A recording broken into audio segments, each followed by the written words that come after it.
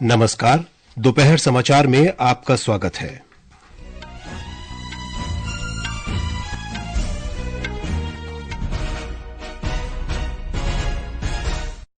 प्रधानमंत्री नरेंद्र मोदी ने डिजिटल प्रौद्योगिकी के लिए एक वैश्विक ढांचा तैयार करने के महत्व को दोहराया। प्रधानमंत्री ने नई दिल्ली में ITU विश्व दूरसंचार मानकीकरण सभा और इंडिया मोबाइल कांग्रेस का उद्घाटन किया। निर्वाचन आयोग आज महाराष्ट्र और झारखंड विधानसभा चुनावों के कार्यक्रम की घोषणा करेगा। शंघाई सहयोग संगठन शिखर सम्मेलन इस्लामाबाद में आज शुरू होगा। विदेश मंत्री S जयशंकर शिखर सम्मेलन में भाग लेंगे। ISSF विश्व कप निशानेबाजी के फाइनल में भारत की सोनम मस्कर ने महिलाओं की 10 मीटर एयर राइफल स्पर्धा में रजत पदक जीता। और PV सिंधु, लक्ष्य सेन आज डेनमार्क ओपन 2024 बैडमिंटन टूर्नामेंट में भारतीय चुनौती का नेतृत्व करेंगे। दोपहर समाचार के साथ मैं विशाल शर्मा।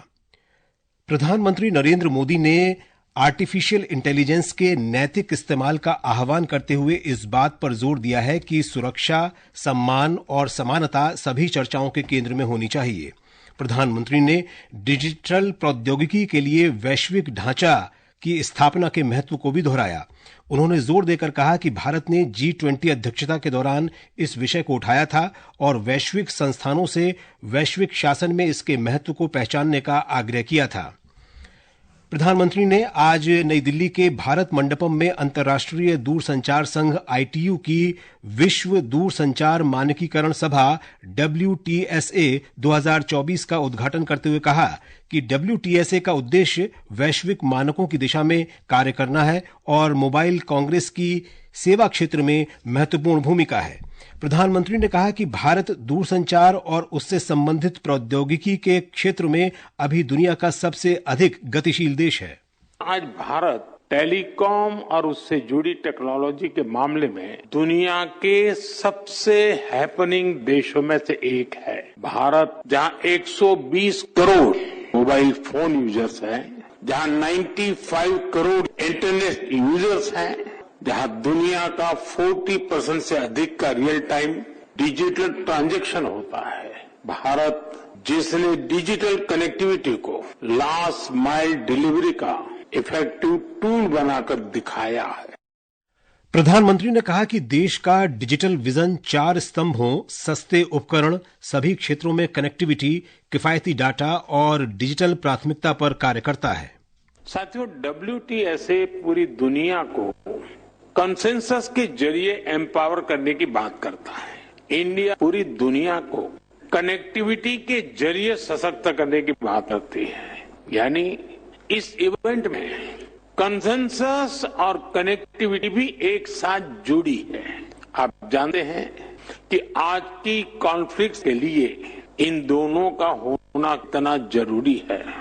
प्रधानमंत्री मोदी ने कहा कि भारत डिजिटल पब्लिक इंफ्रास्ट्रक्चर के क्षेत्र में अपनी सफलता के अनुभवों को दुनिया के साथ साझा करने के लिए तैयार है। उन्होंने कहा कि भारत 5G का दुनिया का दूसरा सबसे बड़ा बाजार है और अब सरकार 6G प्रौद्योगिकी के क्षेत्र में तेजी से काम कर रही है। प्रधानमंत्री ने कहा कि भारत प्रौद्योगिकी के क्षेत्र में महिलाओं का नेतृत्व बढ़ाने के लिए अनेक अवसर पैदा कर रहा है। उन्होंने कहा कि सरकार की नमो ड्रोन दीदी पहल ने ड्रोन के इस्तेमाल से कृषि के क्षेत्र में क्रांति का सूत्रपात किया है। श्री मोदी ने इंडिया मोबाइल कांग्रेस के 8वें संस्करण का भी उद्घाटन किया। मोबाइल कांग्रेस में इनोवेशन इकोसिस्टम का प्रदर्शन किया जा रहा है।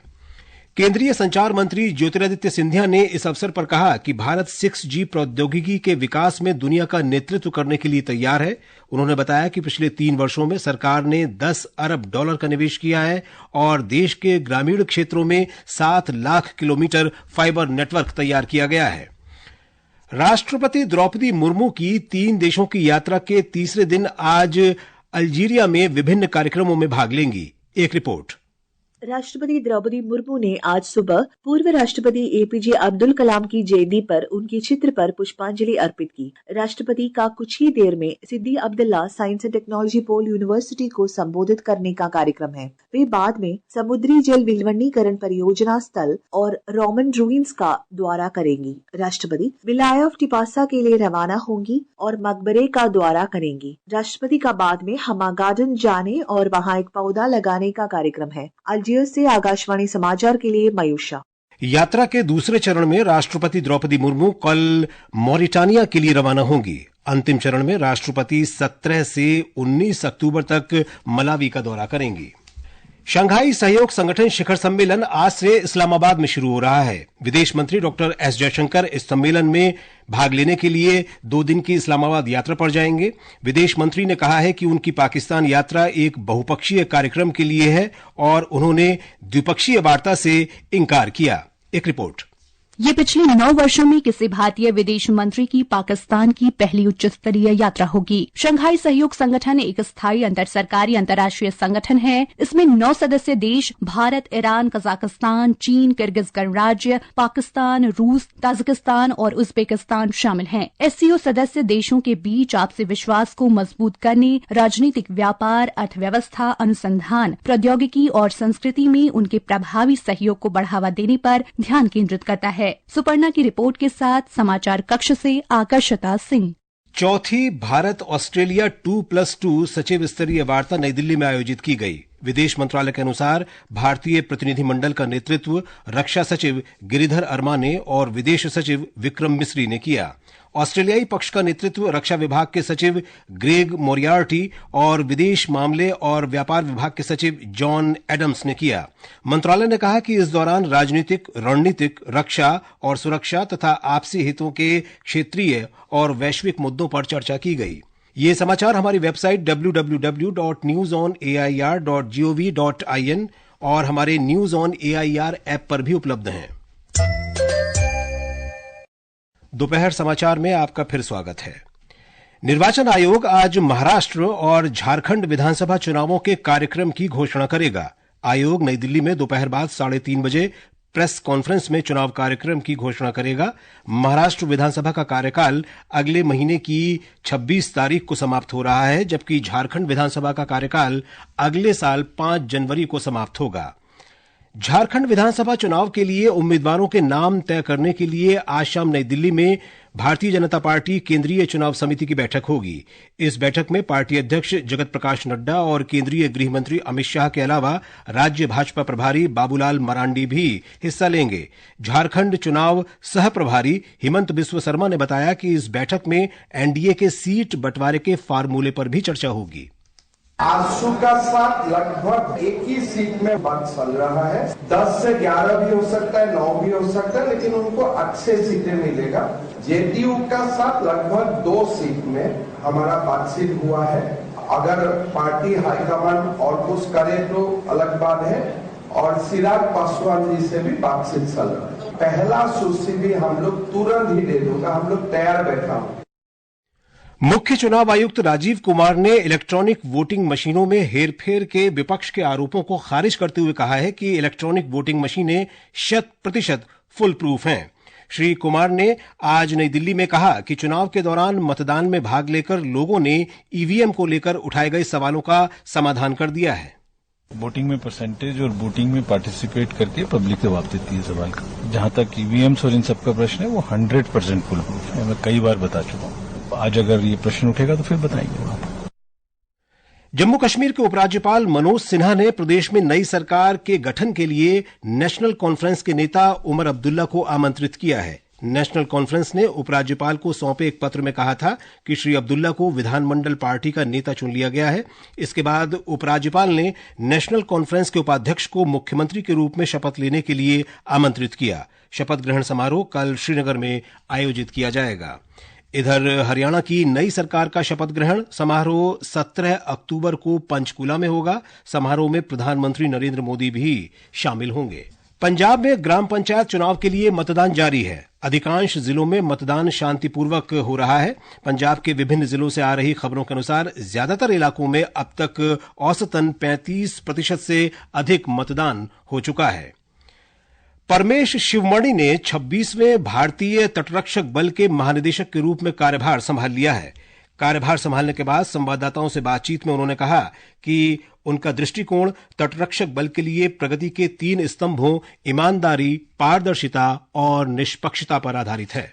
I intend to follow an inclusive approach for the overall growth and progression of the Indian Coast Guard. The 3 key pillars with which I intend to progress the Coast Guard on all fronts are probity, transparency and objectivity, which was enunciated by our Honorable Prime Minister from the ramparts of the Red Fort during the speech last year.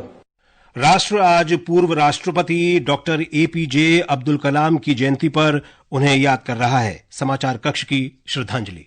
Doctor APJ Abdul Kalam का जन्म 15 अक्टूबर 1931 को तमिलनाडु के रामेश्वरम के धनुषकोडी गांव में हुआ था। उनका पूरा नाम अबुल पाकिर जैनुलब्दीन अब्दुल कलाम था। वे भारत के नागरिक अंतरिक्ष कार्यक्रम और सैन्य मिसाइल के विकास के प्रयासों में भी शामिल रहे। उन्हें बैलिस्टिक मिसाइल और प्रक्षेपण यान प्रौद्योगिकी के विकास कार्यों के लिए भारत में मिसाइल मैन के रूप में जाना जाता है। अब्दुल कलाम ने 1998 में भारत के पोखरण द्वितीय परमाणु परीक्षण में एक निर्णायक संगठनात्मक, तकनीकी और राजनीतिक भूमिका भी निभाई। इसके साथ ही उन्हें भारत सहित दुनिया भर के देशों ने कई पुरस्कारों से सम्मानित किया। भारत सरकार ने उन्हें 1997 में सर्वोच्च नागरिक सम्मान भारत रत्न से सम्मानित किया था। कलाम भारतीय जनता पार्टी और कांग्रेस के समर्थन के साथ 2002 में भारत के राष्ट्रपति चुने गए। अब्दुल कलाम विश्व में अपने व्याख्यान के लिए प्रसिद्ध थे और विद्यार्थियों के लिए एक प्रेरणा स्रोत थे। उनके 79वें जन्मदिन को संयुक्त राष्ट्र ने विश्व विद्यार्थी दिवस के रूप में मनाने की घोषणा की। अब्दुल कलाम ने विद्यार्थियों को सफलता का मंत्र भी दिया था। Succeeding life, I have already told you, you have to do 4 things, okay? Number 1, I will have great aim. I will continuously acquire knowledge. I will do hard work. I will persevere and succeed. Okay, that's the mantra. प्रधानमंत्री नरेंद्र मोदी ने पूर्व राष्ट्रपति doctor APJ Abdul Kalam को उनकी जयंती पर श्रद्धांजलि दी है। एक सोशल मीडिया पोस्ट में श्री मोदी ने कहा कि पूर्व राष्ट्रपति की सोच और दूरदृष्टि से देश को विकसित भारत का लक्ष्य हासिल करने में मदद मिलेगी। रेल मंत्री अश्विनी वैष्णव ने आज महाराष्ट्र के देवलाली और दानापुर के बीच नई विशेष ट्रेन को वीडियो कॉन्फ्रेंस के माध्यम से झंडी दिखाकर रवाना किया। शेतकारी समृद्धि स्पेशल ट्रेन से देवलाली और दानापुर के किसानों तथा उपभोक्ताओं के बीच संपर्क बढ़ेगा। लद्दाख में करगिल युद्ध के नायकों को श्रद्धांजलि देते हुए सेना ने काकसर ब्रिज का नाम बदलकर कैप्टन अमित भारद्वाज सेतु रखा है। ये पहल करगिल विजय दिवस की 25वीं वर्षगांठ के तहत आयोजित किए जा रहे विभिन्न कार्यक्रमों के एक हिस्से के रूप में की गई है। कैप्टन भारद्वाज ने 1999 के करगिल युद्ध में मातृभूमि की रक्षा करते हुए सर्वोच्च बलिदान दिया था। ये समाचार आकाशवाणी से प्रसारित किए जा रहे हैं। ताजा समाचार जानने के लिए आप हमारे social media handle x@AIR News Hindi को फॉलो कर सकते हैं। भारतीय निशानेबाज सोनम उत्तम मस्कर ने दिल्ली में खेले जा रहे ISSF विश्व कप 2024 में महिलाओं की 10 मीटर एयर राइफल स्पर्धा में रजत पदक जीता है। 22 वर्षीय मस्कर ने 252.9 अंकों के साथ फाइनल मुकाबले में दूसरा स्थान हासिल किया। चीन की यूटिंग वंग ने स्वर्ण, जबकि फ्रांस की निशानेबाज ओसिएने मुल्लर ने कांस्य पदक जीता। डेनमार्क ओपन 2024 बैडमिंटन टूर्नामेंट में 2 बार की ओलंपिक पदक विजेता भारत की पीवी सिंधु आज शाम महिला एकल के शुरुआती दौर में चीन के ताइपे की पाई यू पो के खिलाफ अपना मुकाबला खेलेंगी। लक्ष्य सेन और चीन के लू गुआंगजू के खिलाफ इस समय मुकाबला जारी है। और अब अंत में मुख्य समाचार एक बार फिर। प्रधानमंत्री नरेंद्र मोदी ने डिजिटल प्रौद्योगिकी के लिए एक वैश्विक ढांचा तैयार करने के महत्व को दोहराया। प्रधानमंत्री ने नई दिल्ली में ITU विश्व दूरसंचार मानकीकरण सभा और इंडिया मोबाइल कांग्रेस का उद्घाटन किया। निर्वाचन आयोग आज महाराष्ट्र और झारखंड विधानसभा चुनावों के कार्यक्रम की घोषणा करेगा। शंघाई सहयोग संगठन शिखर सम्मेलन इस्लामाबाद में आज शुरू होगा। विदेश मंत्री S जयशंकर शिखर सम्मेलन में भाग लेंगे। आईएसएसएफ विश्व कप निशानेबाजी के फाइनल में भारत की सोनम मस्कर ने महिलाओं की 10 मीटर एयर राइफल स्पर्धा में रजत पदक जीता और बैडमिंटन में डेनमार्क ओपन में 2024 टूर्नामेंट में भारतीय चुनौती का नेतृत्व करेंगी और लक्ष्य सेन का मुकाबला चीन के लू ग्वांगजू से जारी। इसके साथ ही दोपहर समाचार का ये अंक समाप्त हुआ। नमस्कार।